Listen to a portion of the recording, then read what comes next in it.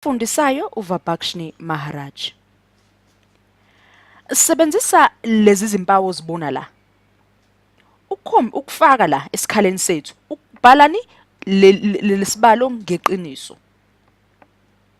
Sibuziwe lana sisibalo sethu u45.675 savulelwa isikhala sethu sathola u45.645.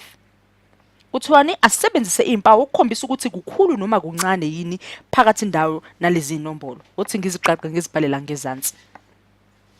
Zibhale nawe. Nazi. Naye yesibili inombolo yethu 645.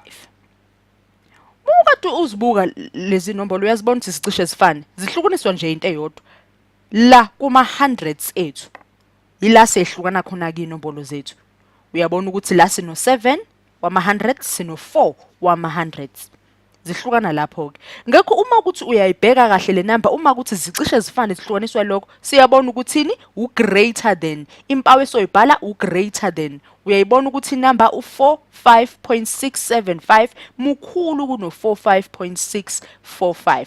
Ngingayibhala nala ngezansi. Sifake impawu yethu ubani u greater than lenye impawu kusho ukuthi ubani u less than lene sibhalelana u greater than